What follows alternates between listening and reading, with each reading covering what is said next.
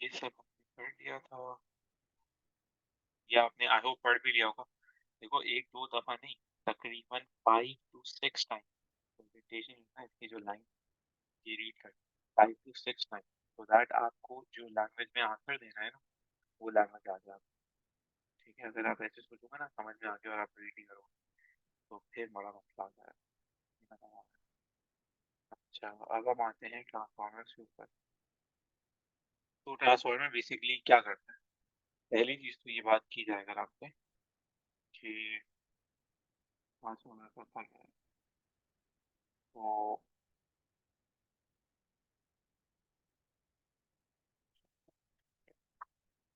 तो first thing है transformer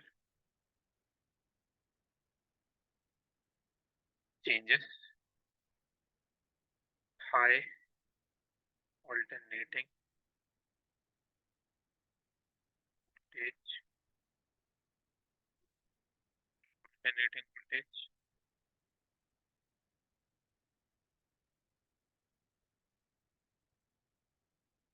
and voltage to high voltage।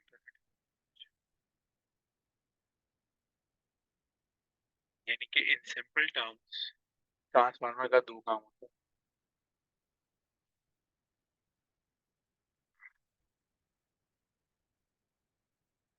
या तो लो वोल्टेज को वो कन्वर्ट करता है हाई वोल्टेज में, ये काम हो गया, या हाई वोल्टेज को वो कन्वर्ट करता है लो वोल्टेज में, ये उसका दूसरा काम है। सही है, ये दो काम वो करता है। अच्छा, अब कहानी ये है कि लो टू हाई या हाई टू लो ये सिर्फ ऑल्टरनेटिंग वोल्टेज को कन्वर्ट करता है। इसकी मैं एग्जांपल देता हूँ। देखिए हम के इलेक्ट्रिक से लेड से पूरे कराची को बिजली सप्लाई करता है। अब के इलेक्ट्रिक ने क्या किया, के इलेक्ट्रिक ने इलेक्ट्रिसिटी जनरेट की है। ठीक है, इलेक्ट्रिसिटी जनरेटर से उन्होंने बिजली बनाई है जनरेट, और वो है फॉर एग्जांपल 44,000 वोल्ट। अब के इलेक्ट्रिक ने इतनी सारी बिजली बनाई है, जाहिर है क्योंकि बहुत बड़ा शहर है और पूरे शहर को बिजली देनी है, तो उसमें से कुछ बिजली है जो वो इंडस्ट्री को देगी। ठीक है, कुछ बिजली है जो वो सेंसिटिव एरियाज, अब सेंसिटिव एरियाज में दो तीन चीज आती हैं, जैसे एक तो मिलिट्री आ गई या हॉस्पिटल्स आ गए, जिनकी बिजली जो है ना वो अनइंटरप्टेड होनी चाहिए पावर सप्लाई। ठीक है, थर्ड जो है वो है डोमेस्टिक, जो घर लोग हैं घरेलू हजरात, उनको बिजली देगी। अब इतनी अकल हम सबको है, या इतनी अंडरस्टैंडिंग हम सब की है that industry is going to take high voltage because they have big equipment, big machinery. Military and sensitive applications is going to take moderate but more यार effective. आपकी आवाज बहुत लैग हो रही है। ये आवाज है?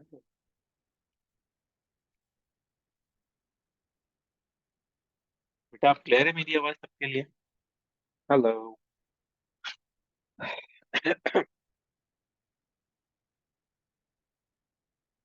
ये आवाज क्लियर है? हेलो। यार अब आ रही है। ये आवाज सबके लिए क्लियर है? अच्छी बात है।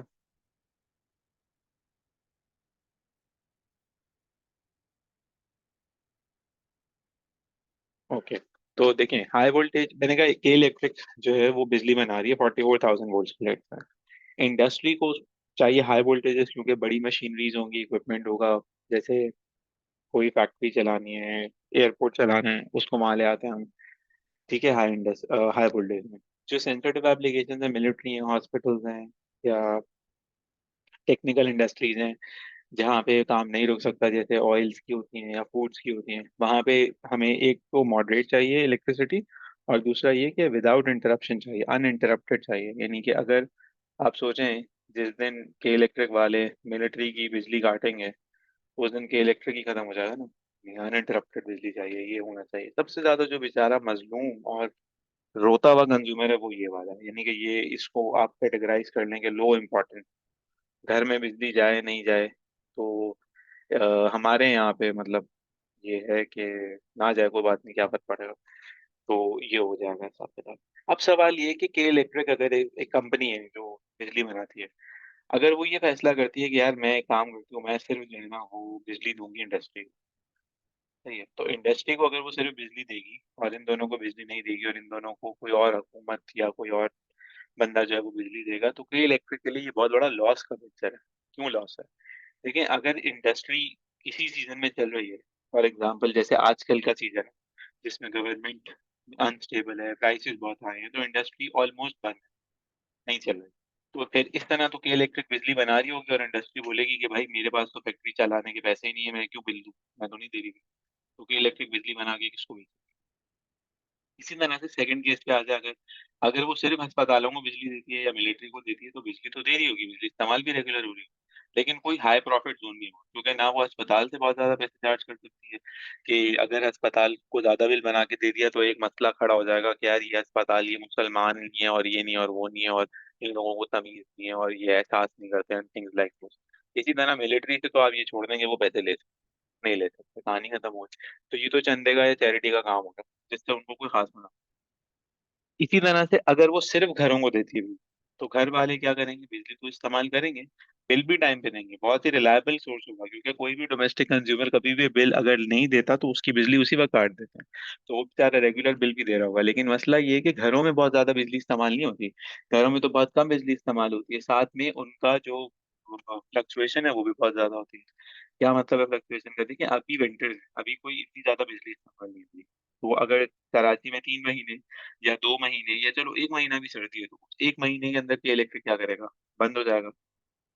तो सवाल ये है कि वो ये नहीं कर सकता कि वो इनमें से फिल्टर आउट कर ले कि मैं बस ज्यादा बिजली बनाऊंगा या कम बनाऊंगा या नहीं बनाऊंगा, सही है। वो सबको बिजली देगा।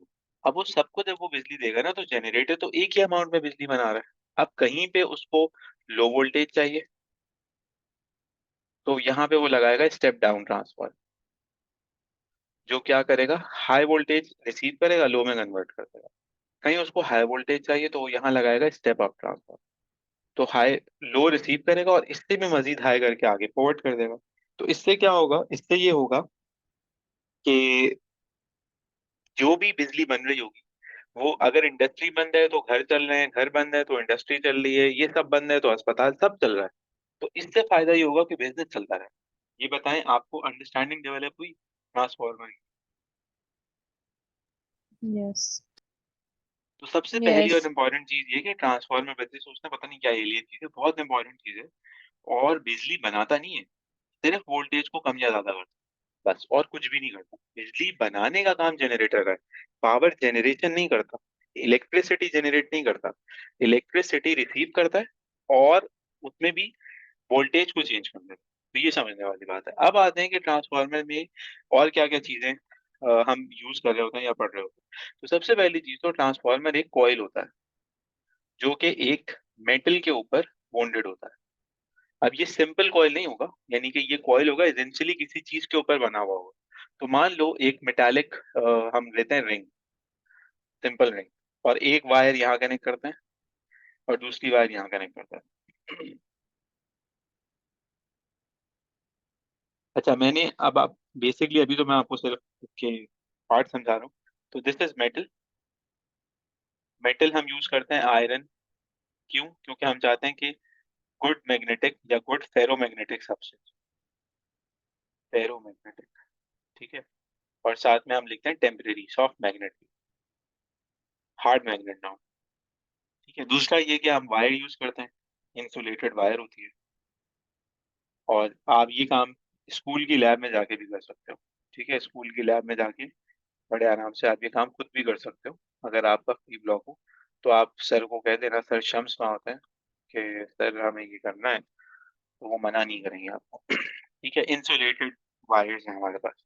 अब हम क्या करते हैं, अब हम ये करते हैं कि हमारे पास जो वन ऑफ दी वायर्स है इनमें से, ब्लैक और येलो में से, उसको हम कनेक्ट करते हैं अपने जनरेटर से। तो मैं यहाँ लिख रहा हूँ AC source, alternating.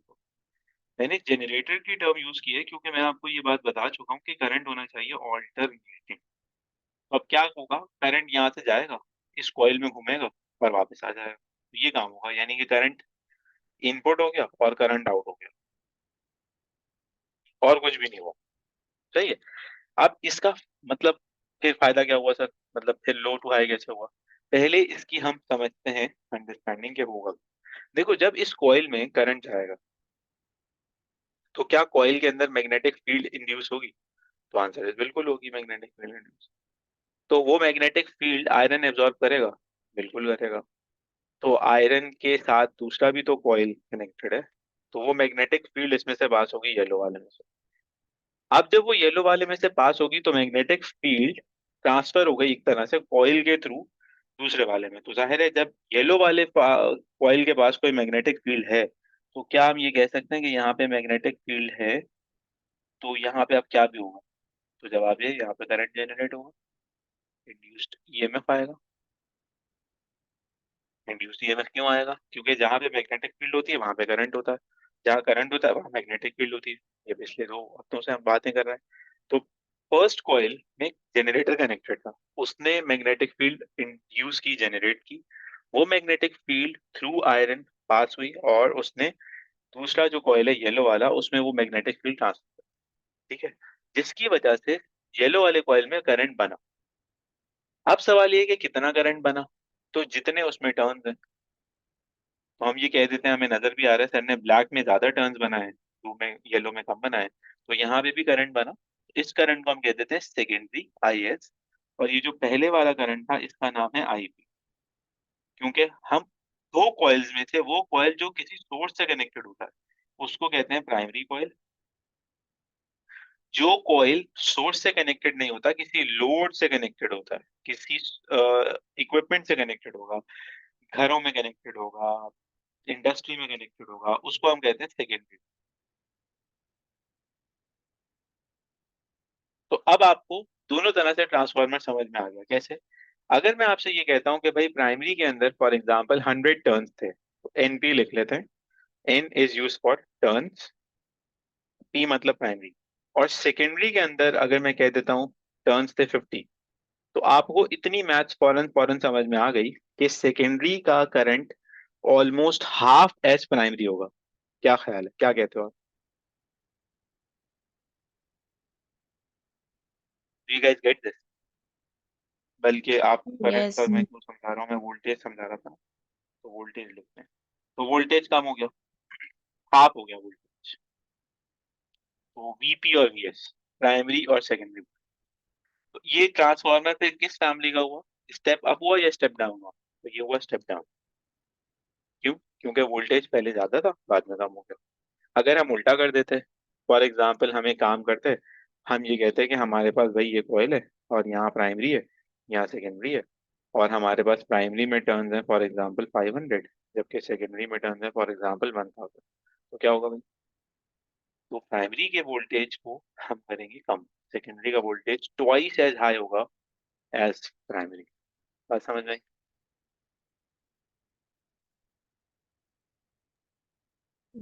Yes. Yes. पक्की बात है। जी सर। वो। अब एक क्वेश्चन जो यूजुअली बच्चों के जहन में आता है वो ये आता है कि सर, मतलब आउट ऑफ नोवेयर बिजली बन रही है, बिजली पास भी हो रही है, तो वोल्टेज तो चले समझ में आता है। What happens about two more things?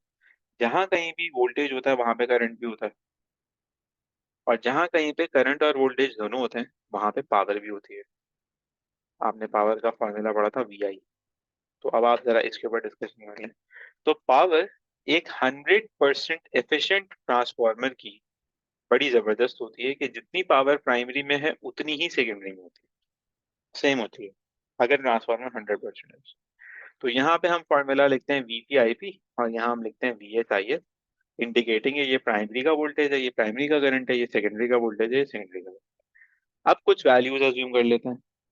जैसे फॉर एग्जांपल ये 10 है, तो ये कितना होगा? ये 20 होगा ना, अभी थोड़ी देर पहले ये बात कर रहे थे। तो अगर आप ये कहते हो कि वोल्टेज प्राइमरी का 10 था तो सेकेंडरी का 20 हो गया, तो अब मुझे बताओ कि करंट क्या होना चाहिए जिससे आंसर सेम हो? तो ऑब्वियस सी बात है सर, यहाँ करंट 20 होना चाहिए और यहाँ करंट 10 होना चाहिए। यही वो पॉसिबिलिटी है जिससे आंसर सेम आएगा।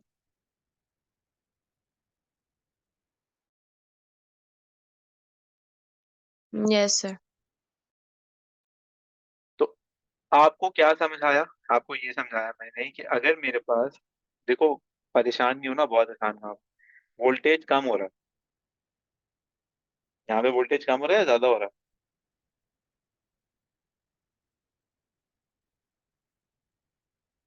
ज्यादा हो रहा तो करंट क्या होगा? कम, डिक्रीज है। और इंक्रीज। और अगर वोल्टेज ज्यादा हो रहा है तो करंट कम हो रहा है, अगर वोल्टेज कम हो रहा होता तो करंट ज्यादा होता। बात समझ में आई? यस। पक्की बात है? Yes. जी sir. Any doubts, any question?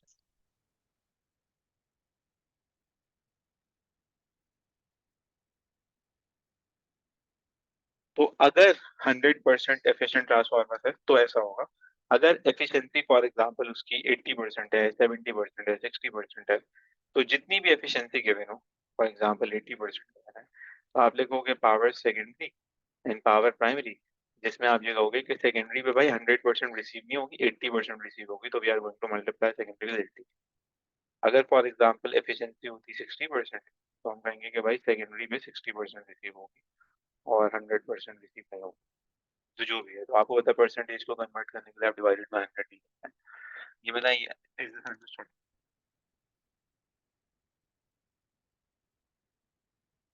Yes. Yes. अच्छा, अब दूसरी बात ये कि how do we make transformer efficient? तो to increase the efficiency of transformers,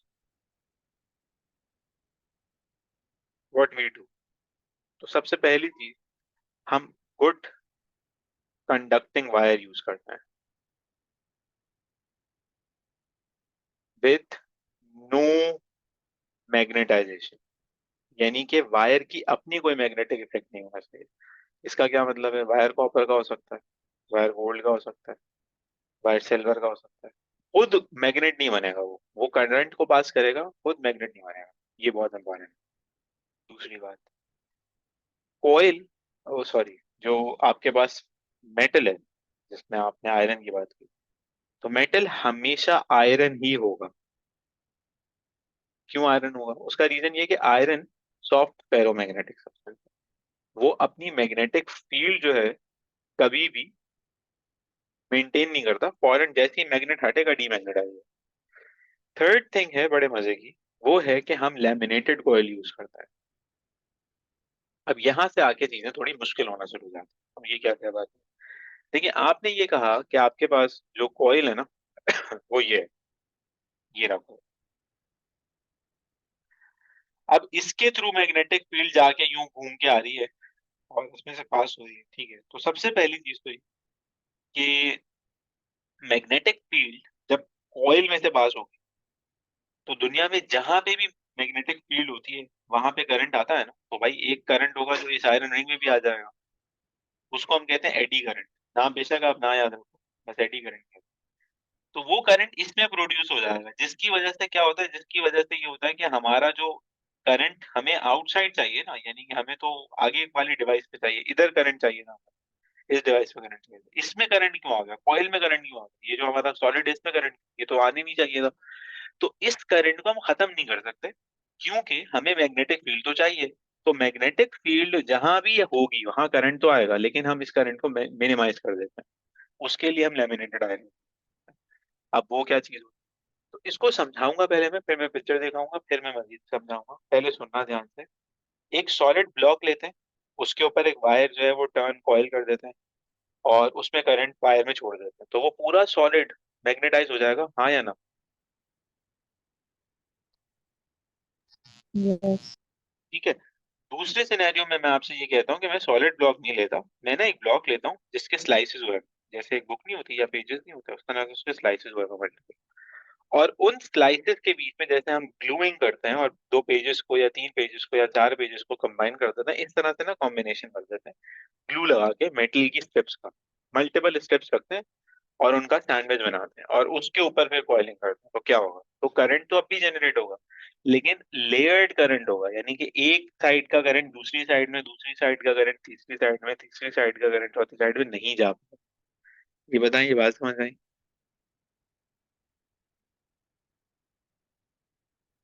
Yes. इसको कहते हैं सर लैमिनेटेड। रिपीट कर दें। जी मैं आपको दिखाता हूँ, एक मिनट रुक जाए। लैमिनेटेड।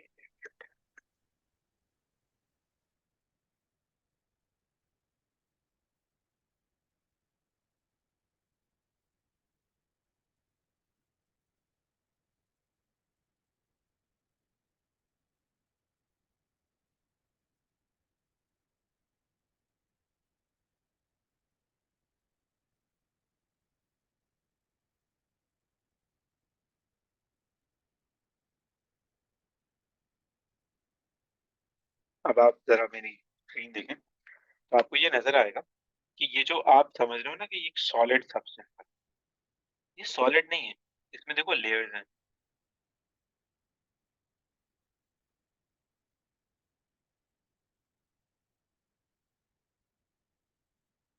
इसमें लेयर्स है। ये हम्म। एक लेयर दूसरी लेयर से ग्लू कर देते हैं, ग्लू लगा देते हैं, नॉन कंडक्टिंग ग्लू। जिससे क्या होता है, it looks like a solid but it is not a solid in a way कि ये एक रिजिड चीज नहीं होती। तो करंट इसका अगर जनरेट हो रहा है, इसमें करंट जनरेट हो रहा है, वो इसमें पास नहीं हो सकता क्योंकि इनके बीच में सैंडविच होगा, जैसे सीमेंट हुआ। You guys get it? ये यहाँ पे दिखा रहा है वो कि देखो फील्ड बन ओ रही है लेकिन वो यस। इसमें से पास नहीं हो रही, इसकी फील्ड Yes. उसमें से पास नहीं हो रही, उसकी फील्ड उसमें से पास नहीं हो रही। तो इसको कहते हैं लैमिनेटिंग द आयरन। ये बताओ, ये बात समझ में आई?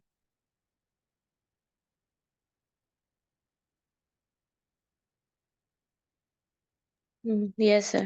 Mm. और अब आते हैं, आपको एक और चीज दिखाएं इसमें हम, वो दिखाते हैं हम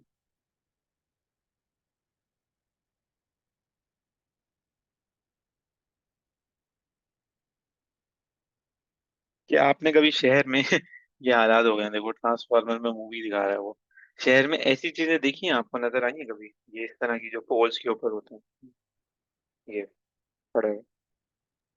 जी. इसको हम्म। कहते हैं पोल जी। माउंटेड ट्रांसफार्मर, पीएमटी कहते हैं इसको। पीएमटी। दुनिया भर में ये पसंद नहीं किए जाते। दुनिया भर में पता नहीं पागल लोग रहते हैं, शायद हम पाकिस्तानी जो है ना, सही लोग हैं।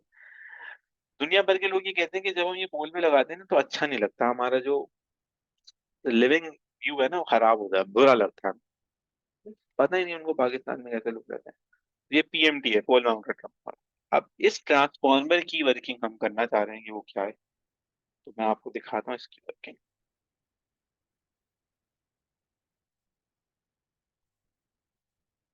देखिए एसेंशियली ये हो रहा है।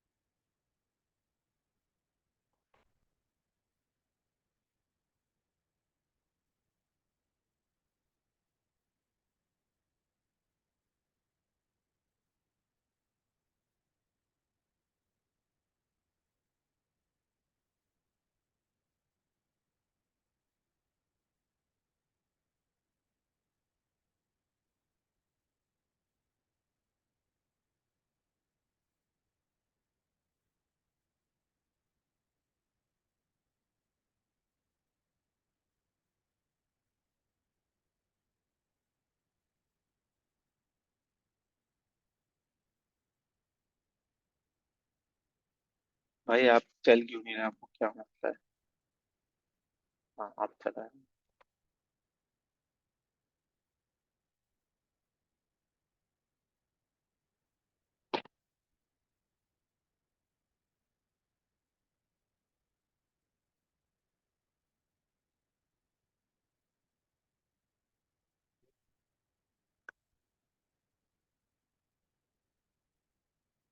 Can you see my screen?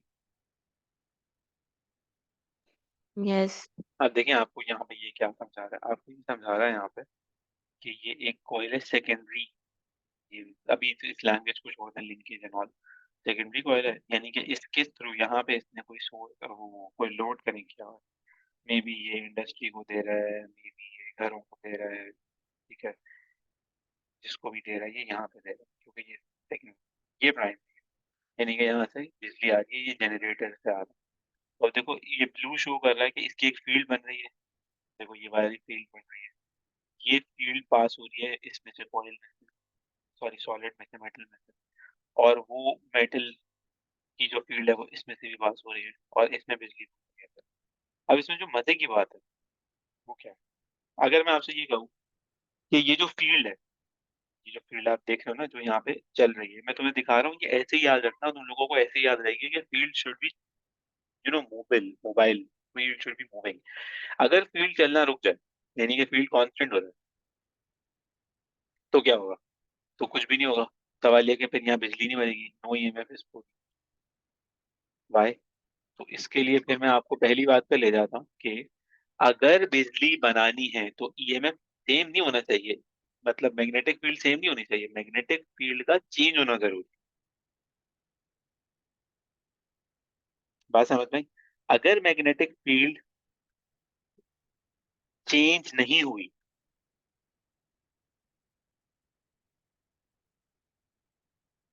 तो फिर मैग्नेटिक फील्ड कांस्टेंट हो गई, अगर कांस्टेंट हो गई तो करंट बनेगा, लेकिन फिर खत्म हो जाएगा। तो हर वक्त मैग्नेटिक फील्ड को चेंज होना जरूरी है। उसके लिए क्या कर सकते हैं? सबसे पहला काम ये करेंगे कि हम हमेशा एसी सोर्स यूज करेंगे, ऑल्टरनेटिंग करंट यूज करता है, कभी भी डायरेक्ट करंट यूज नहीं करते हैं। अगर डायरेक्ट करंट यूज किया, बैटरी लगा दी, सेल लगा दिया, उसका करंट बनेगा, सेकेंडरी में से पास होगा, लेकिन फिर जीरो हो जाएगा, फिर कुछ भी नहीं होगा, क्योंकि उसकी फील्ड कांस्टेंट रहेगी। ये बताओ, ये बात समझ में आई? Yes. तो in order for transformer to work, in order to for transformer to work, what we need essentially is changing magnetic field। बहुत दफा सवाल आता है पेपर में, अब मुझे याद करना सवाल। हाँ, कि अब what is the output of a transformer if it is connected to DC coil? भाई डीसी के तो आउटपुट जीरो है ही नहीं, निग्लिजिबल जीरो, खत्म, कहानी खत्म, एंड हो, कुछ भी नहीं। और इसी तरह से अगर आप ये कहते हो कि आपने जो है वो वोल्टेज कांस्टेंट कर दिया, एसी के अंदर जो है वो फील्ड चेंज होना बंद हो गया, तो भाई कोई करंट नहीं। तो लैमिनेशन समझा दी, कंडक्टिंग समझा दी, ट्रांसफॉर्मर, इसके साथ इलेक्ट्रोमैग्नेटिक इंडक्शन आपका खत्म हो। अब आपके जहन में अगर कोई क्वेश्चन है, आप बात करना चाहते हैं, पूछना चाहते हैं, तो पूछें। इस पीपीटी के अंदर भी काफी सारे क्वेश्चन हैं, तो वो अब आपको नजर भी आ जाएंगे सारे के सारे। ये डीमैग्नेटाइज हो रहा है, ये सारा कुछ मैंने आपको समझा दिया। तो मैंने इसलिए स्लाइड्स रीड नहीं किया आपके लिए कि मैं चाहता हूँ कि आप समझें। तो ये मैंने आपके साथ अभी डिस्कस किया, ये न्यूमेरिकल्स ने मैंने आप लोगों के सॉल्व किया। तो आप क्वेश्चन इसको अपने पास जब लैपटॉप में या अपने टैब पे या कहीं पे भी देखोगे ना, तो वहां पे जो है फिर आप इसको बारी बारी एक एक करके देखना। ठीक है, ये वाला जो पार्ट है ट्रांसमिशन ऑफ इलेक्ट्रिकल एनर्जी, ये अब इसमें तीसरा टॉपिक है जो है हमारा है, ये हम करेंगे तफसील से, बड़े मजे से करेंगे। और उसके लिए मैं आपसे कहूंगा कि आप अपने घर का बिल, बिजली का बिल लेके अपने साथ बैठे या कॉपी ले लें उसकी कोई, तो फिर आपको बड़ा मजा आए। अब ये इन्होंने एक सर्किट डायग्राम दिखाई हुई है, जिसमें इन्होंने दिखाया हुआ है कि बिजली जो है वो ट्रांसमिशन लाइंस के थ्रू पहले एक आती है जनरेटिंग स्टेशन से, फिर जाती है डोमेस्टिक्स के पास और दूसरे लोगों के पास, जो भी लोग को बिजली चाहिए। उसमें स्टेप डाउन ट्रांसफार्मर होते हैं, स्टेप अप ट्रांसफार्मर होते हैं। ठीक है, तो ये सारी चीजें रीड कर लेना, ये भी बात की चीजें सारी इसलिए रूप में मिलती है। ये बताओ, एनी क्वेश्चन?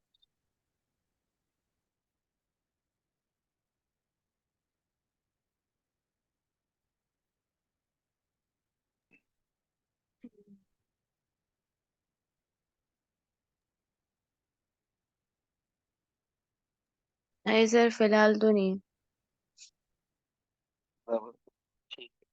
फिर मैं अब सोच ये रहा था कि क्योंकि हमने जरा, अल्लाह करे तुम लोगों का कुछ अच्छा आ जाए रिजल्ट यार, मैं तुम लोगों को ढेर सारे पास पेपर्स भेजूंगा वीकली ना, और बाय एनी मीन, यानी कि पहले तो आप लोगों ने एक्सक्यूज दिया था एग्जाम हो रहे हैं, ये हो रहा है, वो हो रहा है, वो आपने करना है, वो आपने छोड़ने नहीं, वरना फिर मुझे आपको ऑन कैंपस बुलाना पड़ेगा, फिर आप लोगों को जो है मुझे वो करवाने पड़े।